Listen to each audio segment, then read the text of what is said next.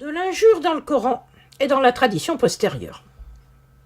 Aujourd'hui, l'injure à la religion, à Allah ou au prophète, autrement dit ce que l'on appelle aussi le blasphème, sont sanctionnés pénalement dans nombre de pays musulmans et même parfois criminalisés, comme en Iran et au Pakistan, ou encore en Arabie saoudite.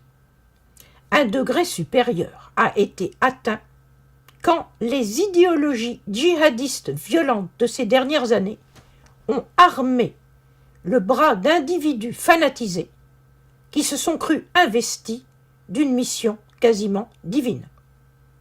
Ces fanatiques ont commis les attentats et les meurtres atroces que nous avons tous en mémoire en criant le nom d'Allah et en prétendant venger le prophète. Nombre de croyants ont pu se trouver ébranlés par ces revendications qui se bardent souvent de références aux textes fondateurs de leur religion. Il est indéniable que des idéologies mortifères traversent l'islam contemporain en crise. Des idéologies de même nature avaient traversé auparavant d'autres religions, aussi bien que plus récemment de grandes idéologies non religieuses. Mais on peut dire d'emblée qu'aucune religion n'aurait pu se perpétuer dans le temps en s'aimant la mort autour d'elle. Alors, pour briser les illusions de légitimation des acteurs criminels d'aujourd'hui, pour se dresser contre ceux, acteurs étatiques ou idéologues religieux, qui manipulent les références du passé, la démarche historique peut nous donner le moyen de penser le présent en responsabilité. Revenons donc au Coran pour voir ce qu'il nous dit. Le passage de la sourate 6 au verset 107-108 est particulièrement intéressant. C'est le seul passage du Coran où apparaît le verbe sabba, insulter. Le verset de la sourate 6, verset 107, nous dit « Si Allah l'avait voulu, ils, les adversaires de Mohammed, n'auraient pas associé à lui, pas associé à Allah d'autres divinités. Toi, Mohammed, nous ne t'avons pas institué leur gardien.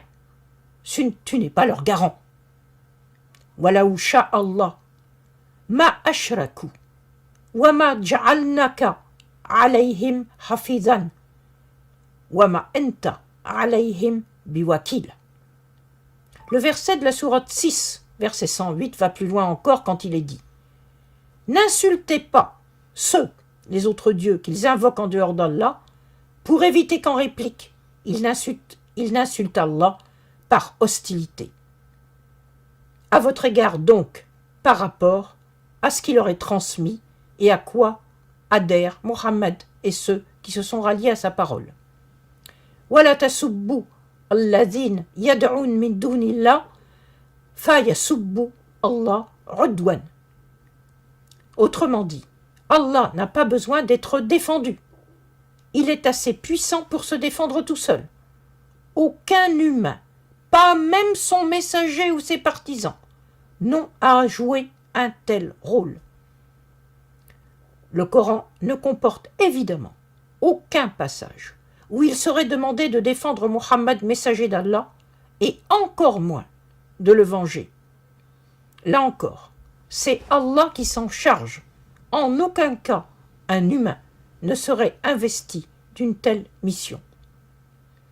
Dans le seul passage du Coran où le prophète Nabi est dit offensé, c'est dans la sourate 9 au verset 61, Yu'zun Nabi, il est répondu dans le même verset que c'est Allah qui s'occupera directement du cas des offenseurs en les destinant à un tourment douloureux, Azab Alim. La réponse donnée est donc qu'ils sont promis à l'enfer. Du point de vue anthropologique, la lecture de ces deux versets nous amène à dire que le Coran reste totalement en phase avec la société de son temps. La société du 7e siècle n'autorisait de riposte qu'à la suite d'une atteinte physique, dans le cadre du qisas, la compensation à équivalence du dommage causé. C'est ce qui est dit dans la sourate 2 au verset 178 et la sourate 5 au verset 45. C'est seulement après, dans la tradition musulmane postérieure, qu'apparaît ce que l'on pourrait assimiler à la représentation d'un blasphème. Il concerne évidemment la personne divine. Une sanction de mort à ce titre est appliquée au soufi al-Hallaj en 909. Mais en fait, cette sanction est appliquée pour des raisons complexes et dans un contexte de rapport de force entre diverses factions qui sont en lutte. Le califat abbasside est alors en perte de vitesse. Il va bientôt être mis sous tutelle militaire, sous le régime des grands émirs, en 945. L'interdiction d'insulter le prophète, mais aussi l'interdiction d'insulter la catégorie de ceux qui sont reconnus comme ses compagnons, as-sahaba. Cette interdiction apparaît là encore seulement dans les compilations du hadith à partir du milieu du IXe siècle. C'est à ce moment que se structure le sunnisme, la voie du prophète, sunnat nabi. Cette idéologie nouvelle, à vocation intégrative, valorise puis sacralise de plus en plus la figure de Mohammed. Elle en vient à se représenter une période initiale idéale qui aurait été celle de la Ummah de Mohammed, entièrement dirigée par lui. Cette idéologie nouvelle aboutit du même coup à transfigurer le passé réel et les querelles de pouvoir des premières générations, ce qu'on appelle les fitnas.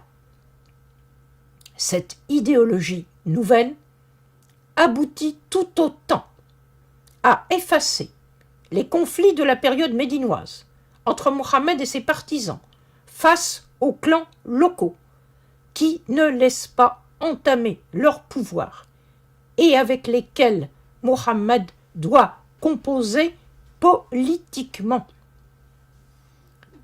Ce n'est pas avant le IXe siècle que la Sunna proclame qu'il est interdit d'insulter les compagnons de Mohammed, al-Nahi an sab as-Sahaba. Il s'agissait alors d'enterrer définitivement tout ce qui compromettait la représentation collective d'une vision idéalisante du passé dans une société impériale qui n'avait plus rien à voir avec les conditions politiques et sociales de la période tribale. Il faut bien voir cependant que ces reconstructions imaginaires sont restées limitées au seul milieu des idéologues. Elles n'ont eu quasiment aucun effet dans la vie des sociétés. Elles n'ont que très rarement donné lieu à des incriminations par les pouvoirs en place. Il y a donc un contraste très fort avec ce qui se passait au même moment dans le christianisme, avec notamment les procès, la violence de l'Inquisition, les accusations multipliées de blasphème et les guerres dites de religion. Ce n'est que très récemment, c'est-à-dire dans le monde actuel, que plusieurs États musulmans ont légiféré sur le sujet, se piquant d'une religiosité exacerbée, comme en réaction différée à la domination des anciens colonisateurs. C'est plus récemment encore que de prétendus vengeurs du prophète, auto-investis, sont apparus et qu'ils ont commis les crimes que l'on sait. On vient de voir qu'ils sont en totale contradiction avec les recommandations du Coran dont ils prétendent pourtant se réclamer et se légitimer. À bientôt.